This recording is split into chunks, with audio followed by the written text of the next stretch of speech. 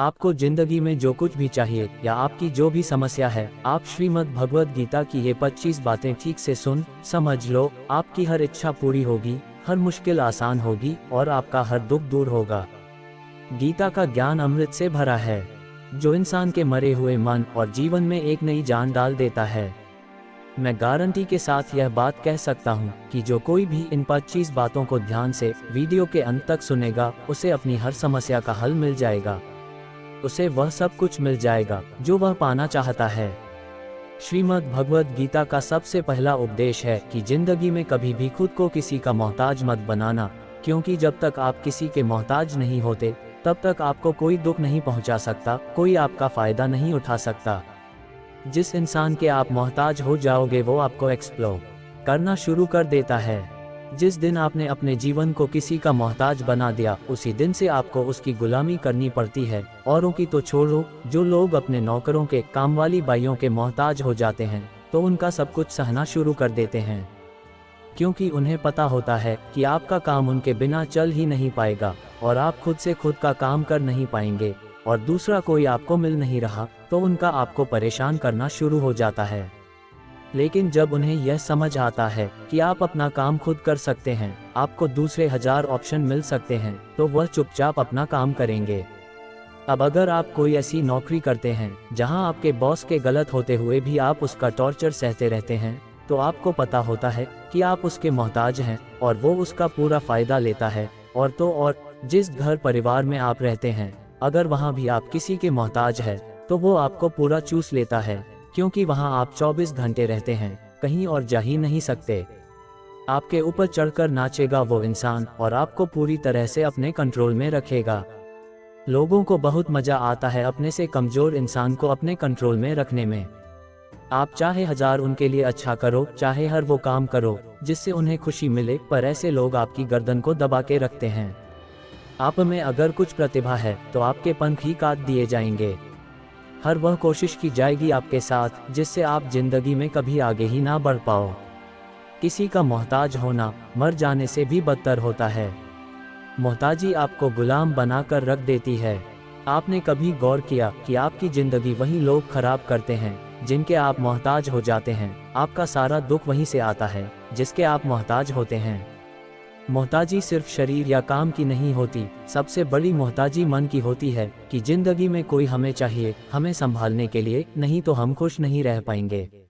अकेलापन लोगों से झेला नहीं जाता है, फिर कई बार आप ऐसे लोगों से जुड़ जाते हैं जो आपकी इस मन की मोहताज का पूरा फायदा उठाते हैं।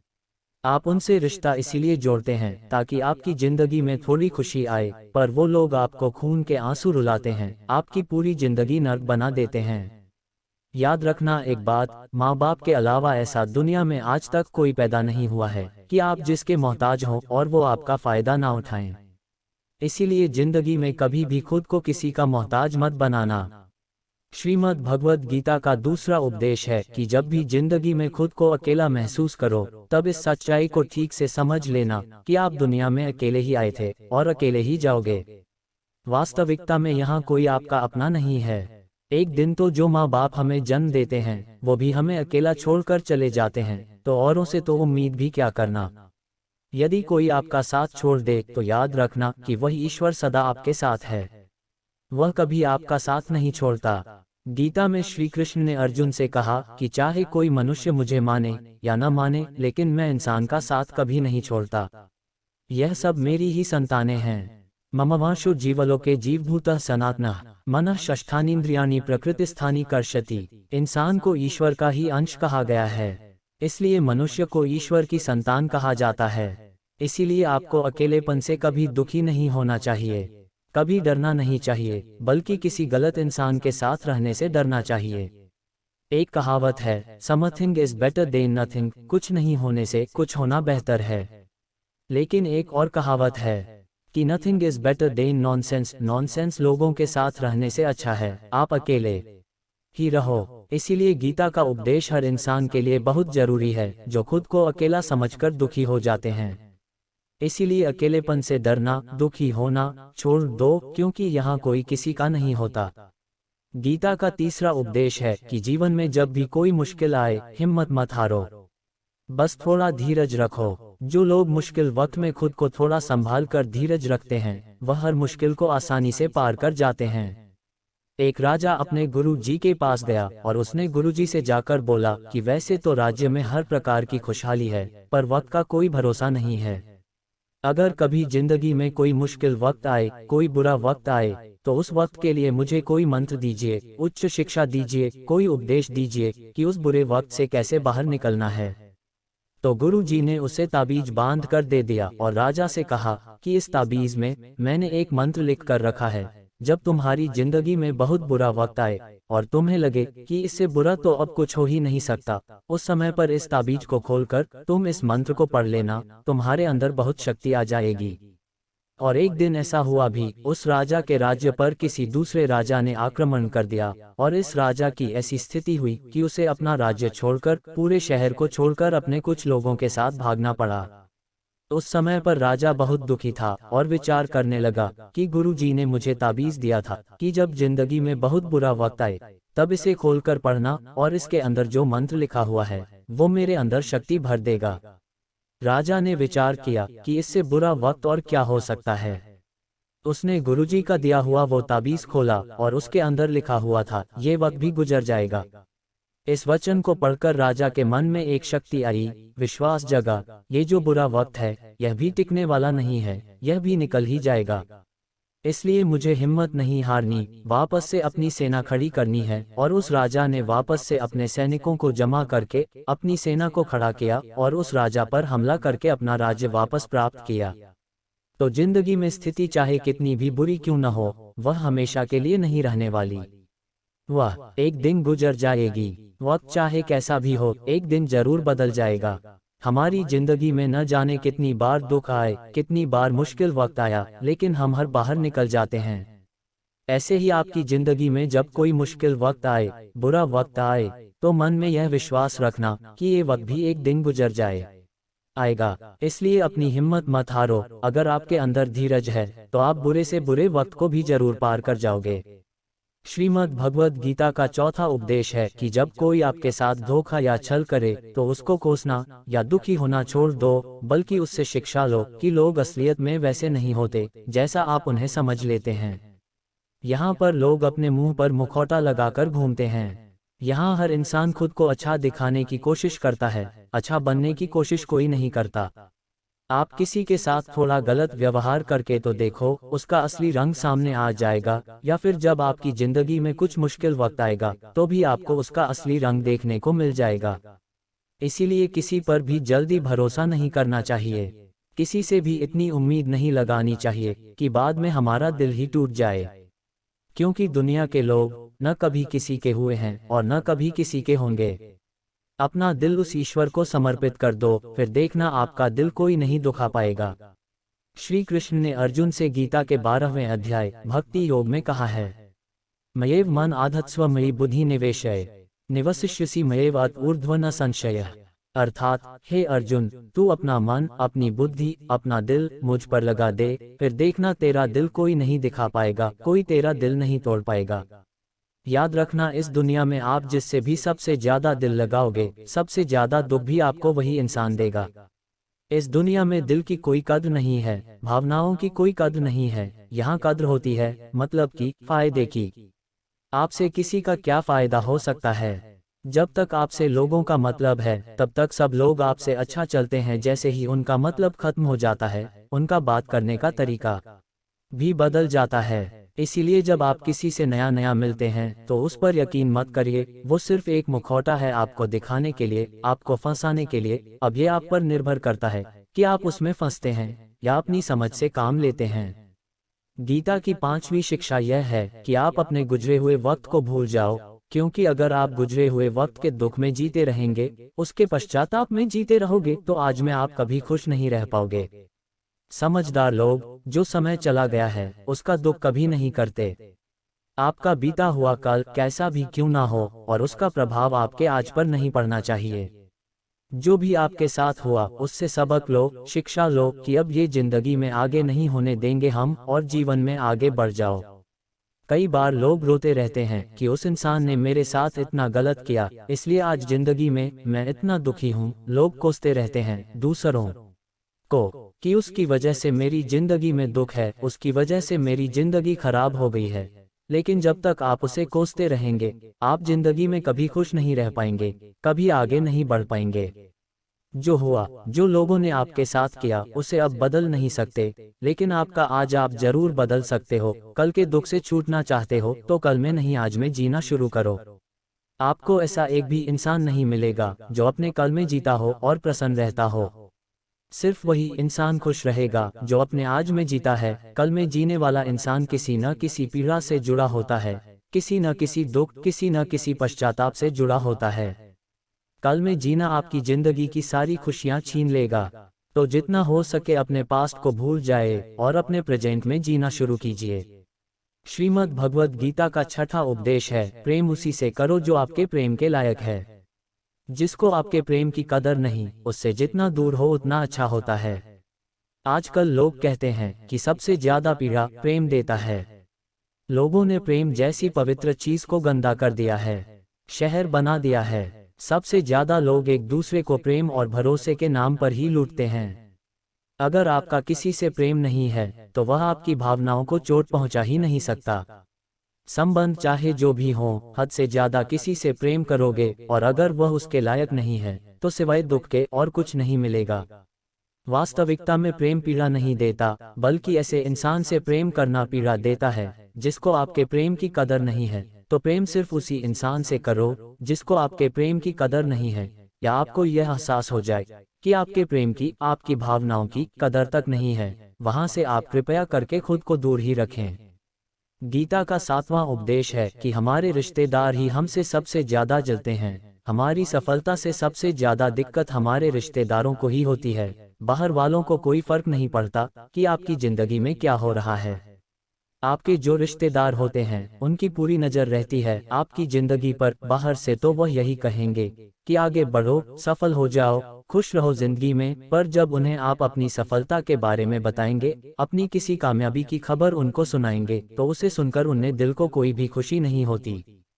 कई बार सारी दुनिया तो पसंद करती है, आपके काम की तारीफ करती है, लेकिन आपकी कदर आपके घर में ही नहीं होती।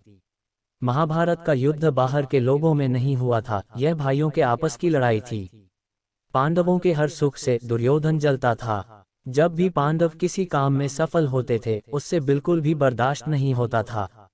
दुर्योधन हर कोशिश करता था पांडवों को नीचे गिराने का, जितना हो सके उन्हें दुखी करने का। और वही भाइयों की आपसी जलन महाभारत के युद्ध की वजह से हुई, जिसमें न जाने कितने अनगिनत लोग मारे गए। बाहर वाले को क्या फर्क पड़ता है कि आप क्या जिंदगी जीते हैं, लेकिन यह जो रिश्तेदार होते हैं, जो करीबी लोग होते हैं, मजाल जो उन्हें आपकी खुशी बर्दाश्त हो जाए। सबसे खतरनाक होते हैं ये लोग, क्योंकि यह बाहर से बहुत मीठा बोलते हैं, आपको अच्छे शब्द कहते हैं, लेकिन आपके पीठ पीछे ये आपसे जरा भी खुश नहीं होते। तो इसीलिए किसी को भी अपना समझने से पहले आप यह जरूर चेक कर लें कि वो सच में आपका अपना है या सिर्फ अपनेपन का दिखावा हो रहा है। गीता का आठवां उपदेश है कि आज के युग में बहुत ज्यादा अच्छे मत बनो, नहीं तो यह दुनिया आपको लूट के कंगाल कर देगी। पांडवों की कहानी शिक्षा देती है कि ज्यादा अच्छा बनना आपको कई बार बहुत दुख दे सकता है। जो पांडव हमेशा धर्म पर चलते थे, कभी कोई गलत काम नहीं किया, लेकिन उनका सारा राजपाट चला गया। उनकी पत्नी को भरी सभा में नग्न करने की कोशिश की गई। भिक्षा लेकर के उन्हें अपनी जिंदगी गुजारनी पड़ी। कारण क्या था? वो कुछ ज्यादा ही अच्छे बन रहे थे। यह तो तब की बात है, और आज की दुनिया तो और बदल चुकी है। लोग न अच्छे इंसान को इज्जत कम देते हैं, बल्कि उसका इस्तेमाल ज्यादा किया जाता है। अगर आप भी लोगों के साथ अच्छा चलते हैं तो आप भी इस चीज को खुद अनुभव कर पाएंगे कि हम जितना लोगों के साथ अच्छा चलते हैं, लोग आपके साथ उतना गलत व्यवहार करते हैं, लोग आपका उतना ज्यादा इस्तेमाल करते हैं। आप दूसरों की खुशी के लिए कुछ भी करते जाते हैं और लोग सिर्फ आपका एडवांटेज लेने में लगे रहते हैं। इसलिए आज के ज़माने में खुश रहना है ना, तो बहुत ज़्यादा अच्छे मत बनो। इसका मतलब यह नहीं कि आप बुरे इंसान बन जाओ। आप अपनी नज़र में अच्छे बन के रहो, दुनिया की नज़र में अच्छे बनने की कोशिश कभी मत करना। गीता का 9वां उपदेश है कि जहां आपके लिए प्रेम और इज्जत नहीं है, वहां कभी मत जाओ। महाभारत का युद्ध शुरू होने से पहले श्री कृष्ण हस्तिनापुर गए थे पांडवों की तरफ से शांति प्रस्ताव लेकर के। तब शकुनी ने दुर्योधन से कहा, यह कृष्ण बड़ा मायावी है, अगर ये हमारे पक्ष में आ जाए तो यह समझ लो पांडव हार गए। तो इसकी सेवा कर, इसको अपने घर आने का निमंत्रण भेज, इसे खुश करो।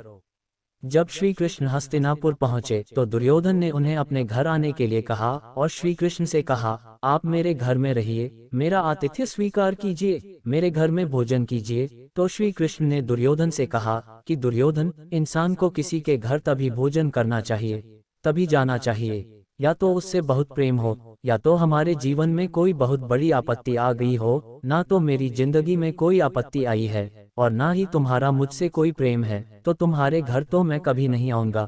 तुम मुझे अपने घर बुला रहे हो सिर्फ और सिर्फ अपना मतलब पूरा करने के लिए, और मतलबी लोगों के घर कभी नहीं जाना चाहिए। इसलिए इससे हमको यह शिक्षा मिलती है कि जिसके दिल में आपके लिए प्रेम नहीं है, इज्जत नहीं है, वहाँ आपको कभी नहीं रहना चाहिए। आपको सिर्फ उसी जगह रहना चाहिए जहाँ आपकी कदर हो, आपको इज्जत मिले और जहाँ आपको प्रेम मिले। गीता का 10वां उपदेश यह है कि कभी भी अपने धन, अपने पद और बल का अभिमान नहीं करना चाहिए। दुर्योधन को बहुत अभिमान था कि मेरे पास भीष्म पितामह जैसे, द्रोणाचार्य और कर्ण जैसे योद्धा बैठे हैं, पांडवों को तो मैं यूं ही मसल कर रख दूंगा। अपने धन का अभिमान था, अपने पद और शक्ति का अभिमान था, लेकिन वह अभिमान ही एक दिन उसके सर्वनाश का कारण बना। जो लोग अपने पैसे के अहंकार में या शक्ति के अहंकार में दूसरों को नीचा दिखाते हैं, उसको चोट पहुंचाते हैं, एक दिन उनकी वही गलती उनका सर्वनाश कर देती है। इसलिए जीवन में आप चाहे कितने भी सफल हों, चाहे कितने भी बड़े इंसान हो जाएं, लेकिन उसका अभिमान दूसरों को कभी मत दिखाना। गीता का 11वां उपदेश है कि जो दूसरों के साथ छल करता है उसका अंत बहुत बुरा होता है। दुर्योधन का मामा शकुनी और दुर्योधन ने पांडवों के साथ जीवन भर छल किया, पग पग पर उन्हें धोखा दिया, कभी ईमानदारी के साथ नहीं चला, और उसका परिणाम दुर्योधन को यह मिला कि उनके दल का हर एक बड़ा योद्धा छल के द्वारा ही मारा गया। क्योंकि दुर्योधन ने जैसा कर्म किया था उसको वैसा ही फल मिला। जीवन भर उसने छल किया तो अंत में उसकी खुद की मृत्यु भी एक छल से ही हुई थी। इसीलिए कोई अगर खुद को बहुत ज्यादा चालाक समझता है कि दूसरे को धोखा दे दिया, दूसरे को बेवकूफ बना दिया, एक दिन कोई आएगा उसकी जिंदगी में भी जो उसको भी धोखा देगा। क्योंकि कर्मा सबके चेहरे याद रखता है, जो जैसा कर्म करता है उसको वैसा फल जरूर मिलता है। गीता का 12वां उपदेश ये है, जो इंसान आपको बार बार चोट पहुंचाए उसे कभी माफ नहीं करना चाहिए। युधिष्ठिर ने दुर्योधन को बार बार माफ किया और उसका परिणाम यह हुआ कि उन्हें अपनी जिंदगी में बहुत बड़े दुखों का सामना करना पड़ा।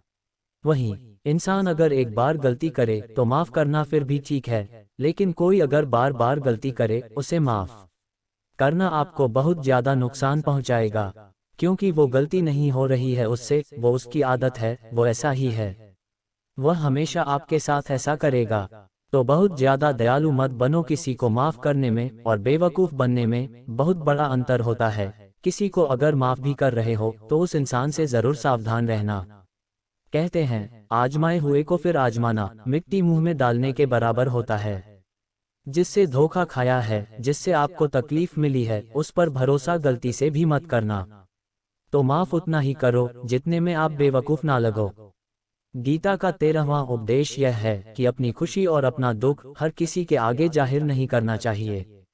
क्योंकि लोग आपकी खुशी पर नजर लगा देते हैं और आपके दुख में आपकी हंसी उड़ाने लगते हैं। आपकी खुशी से कोई खुश नहीं होता, लोगों को जलन होती है। हर आंसू आंख में लाया ना करो, हर जख्म सबको दिखाया ना करो। यहाँ लोग हाथ में नमक लिए घूमते हैं, इसलिए अपना हर दर्द सबको दिखाया ना करो। लोग तो बैठे ही है दुखी इंसान को और दुखी करने, और जो खुश है उसको तकलीफ पहुंचाने के लिए।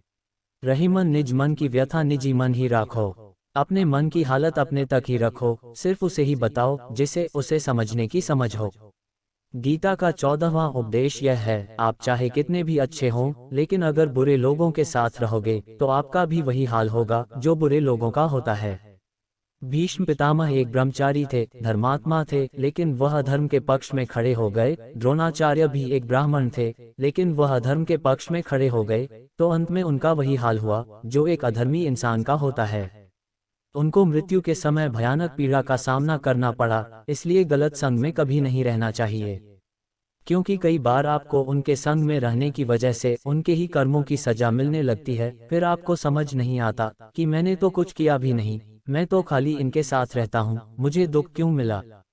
बुरे लोगों का संग आपकी जिंदगी में कभी खुशी नहीं लाएगा, इसलिए हमेशा अच्छे संग में रहना चाहिए।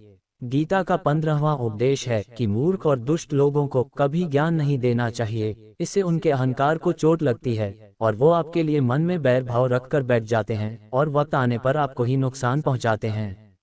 गीता का 16वां उपदेश है कि किसी से भी हद से ज्यादा लगाव कभी मत रखना। दुर्योधन के पिता धृतराष्ट्र का राजगद्दी से बहुत ज्यादा लगाव था। राजगद्दी के आगे उन्हें कुछ भी दिखाई नहीं देता था और गद्दी के लिए उनका वह हद से ज्यादा लगाव और मोह पूरे राष्ट्र को ले डूबा, अनगिनत लोगों की मौत का कारण बन गया। आप भी जब ऐसे ही किसी के पीछे हद से ज्यादा पागल हो जाते हैं तो वो चीज आपको मिले या न मिले, लेकिन आपकी जिंदगी जरूर खराब कर देती है। गीता का 17वां उपदेश है कि क्रोध मनुष्य का सर्वनाश कर देता है। क्रोधी इंसान का कोई मित्र ही नहीं होता, हर इंसान उससे दूर भागता है, उसके सारे रिश्ते समाप्त हो जाते हैं। जो इंसान अपने क्रोध को नहीं संभाल सकता वह जिंदगी में कुछ भी संभाल नहीं सकता। गीता का 18वां उपदेश है कि अपने मन को शांत रखना चाहिए, क्योंकि अशांत मन जीवन में सिवाय दुख के और आपको कुछ नहीं देने वाला, और एक शांत मन आपको जीवन में प्रेम और आनंद ही देगा। दुख और सुख सिर्फ शांत और अशांत मन के परिणाम है। अशांत मन दुख को ही जन्म देता है और शांत मन परम आनंद को जन्म देता है।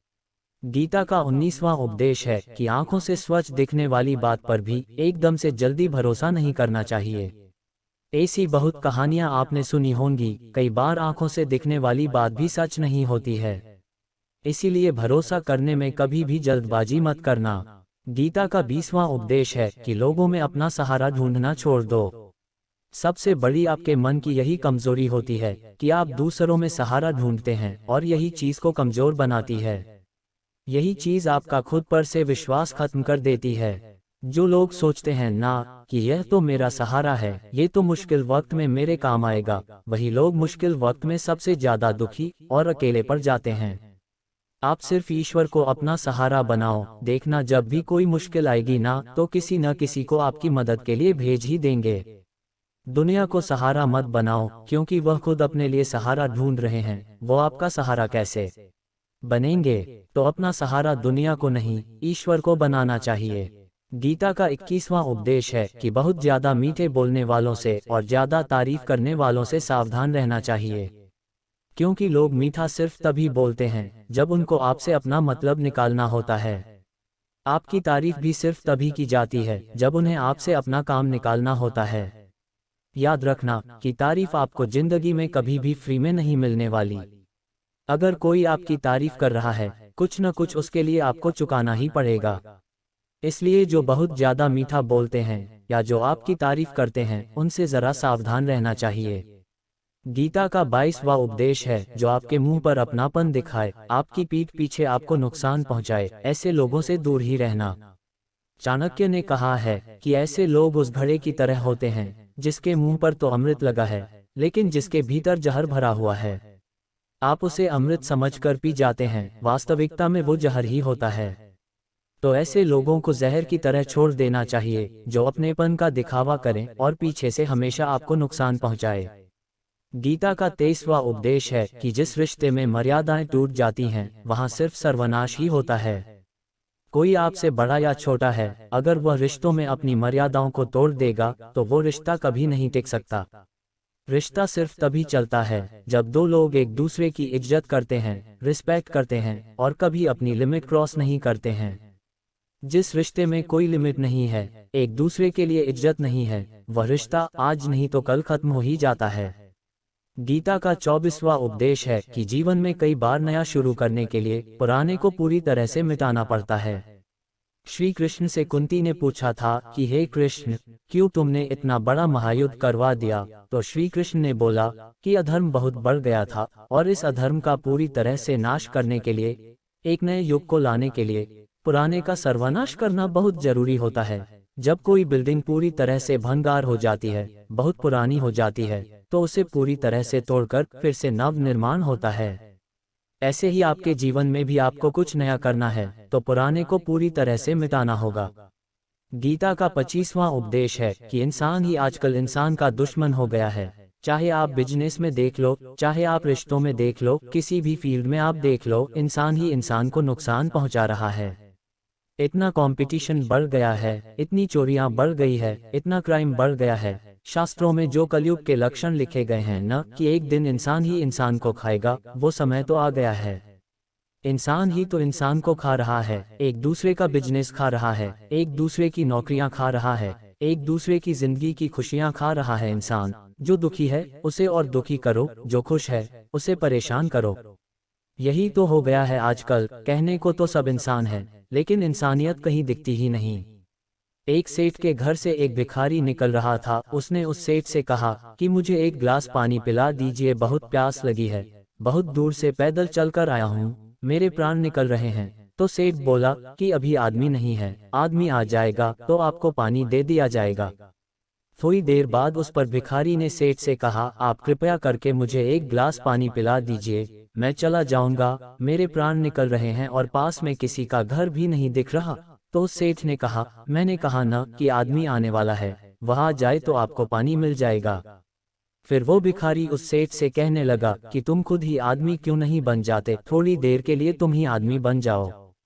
आजकल यही हो गया है, यहाँ कोई आदमी बनने को तैयार नहीं है। लोग एक दूसरे को नोचने में लगे हैं, एक दूसरे का फायदा उठाने में लगे हैं। इसलिए ही कलयुग को मतलबी युग कहा जाता है कि लोग सिर्फ और सिर्फ एक दूसरे से अपने मतलब से ही जुड़े हुए हैं। तो गीता की यह 25 बातें अगर आप ठीक से समझ लेंगे और उन्हें हमेशा याद रखेंगे, तो विश्वास रखना, दुनिया में किसी की ताकत नहीं है जो आपके मन को और आपके दिल को चोट पहुंचा सके, आपको दुखी कर सके। यह 25 शिक्षा अगर आप हमेशा याद रखोगे तो जिंदगी में हमेशा खुश रहोगे। जय श्री कृष्णा।